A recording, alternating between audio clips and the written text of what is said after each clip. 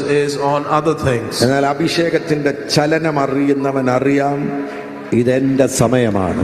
But the one who understands the move and the movement of the anointing will know that this is my time. This is my time. ഇതെന്റെ സമയമാണ്. ഏലിയാവ് ആത്മാവിൽ സഞ്ചരിക്കുന്ന വ്യക്തിയാണ്. അഹാബിന്റെ രഥത്തിന്റെ മുൻപിൽ ഓടിയത് ആത്മാവിലാണ്. ആത്മാവിൽ സഞ്ചരിക്കുന്ന വ്യക്തിയാണ്. ഇപ്പോൾ ഗിൽഗാലിൽ നിന്ന് ബഥേലിലേക്ക് പോകുക എന്ന് പറയുന്ന സമയത്ത് അദ്ദേഹം ബഥേലിൽ എത്തിച്ചേരും.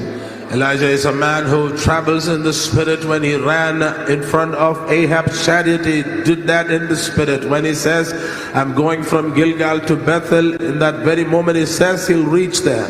എൽശയെ, നീ ഒരു പകർച്ച സ്വീകരിക്കുവാൻ ആഗ്രഹിക്കുന്നുവെങ്കിൽ നിന്റെ ചലനങ്ങൾക്ക് മാറ്റം വരണം.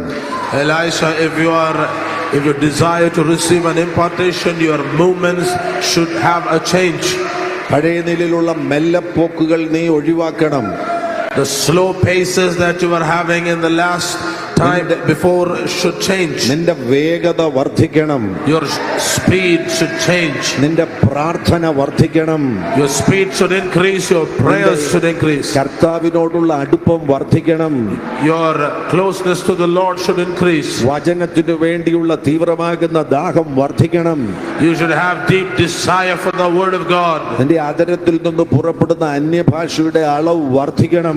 The amount of tongues that proceeds out of your mouth, it should increase.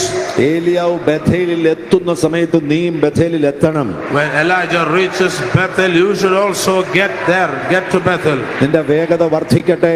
Let your speed increase. ഇവിടെ ഇരിക്കുന്നവരുടെ വേഗത വർദ്ധിക്കട്ടെ. Those of them that are sitting here, let your speed increase. എലീശയ്ക്ക് ഒറ്റ കാര്യത്തിലാണ് തന്റെ ശ്രദ്ധ കേന്ദ്രീകരിച്ചിരിക്കുന്നത്.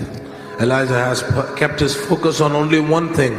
ഒരു ജനറേഷനെ ഏലിയാവ് ബ്ലസ് ചെയ്തെങ്കിൽ, if Elijah has blessed a generation, എന്റെ ജനറേഷനെ ബ്ലസ് ചെയ്യാൻ എന്നെ യഹോവ തെരഞ്ഞെടുത്തിരിക്കുകയാണ്. The Lord Jehovah has called me, selected me to bless my generation.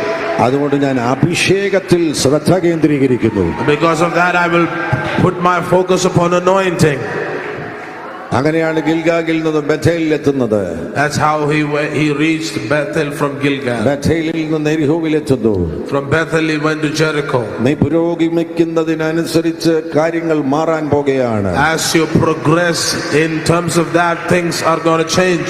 സാന്നിധ്യത്തിന്റെ അളവ് വർദ്ധിക്കാൻ പോകുകയാണ്. The presence of God is going to intensify. നീ ഇതുവരെ കണ്ടിട്ടില്ലാത്ത മിറക്കിൾസുകൾ നിന്റെ മുൻപിൽ ഓപ്പൺ ആകാൻ പോകുന്നു. Miracles that you've never seen before is going to open in front of you.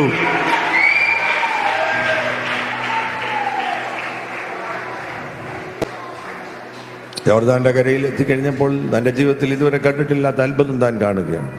When he came to the banks of Jordan, he is seeing miracles that he's never seen in his life before. പുതപ്പുകൊണ്ട് നദി പിളരുകയാണ്. The river is being divided with a mantle. അപ്പോൾ ഒരു തലമുറ എഴുന്നേൽക്കുന്നു.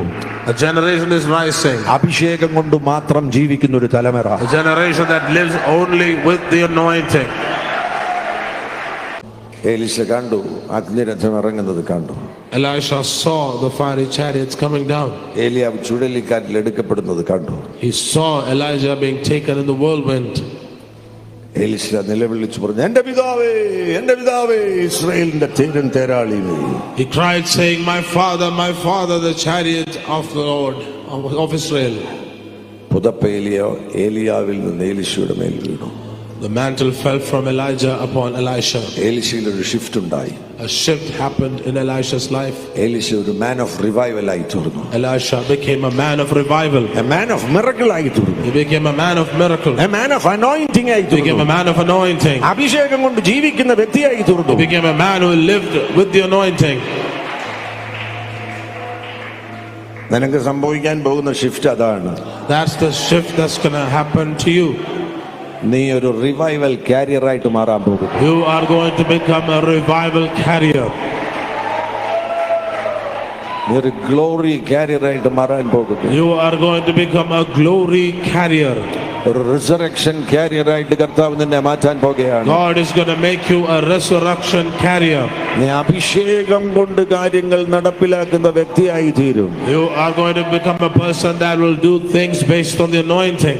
Led by the Spirit of God, ആത്മാവിനാൽ നടത്തപ്പെടുന്ന വ്യക്തിയായി തീരാൻ പോകുന്നു. You are going to become a person led by the Spirit of God.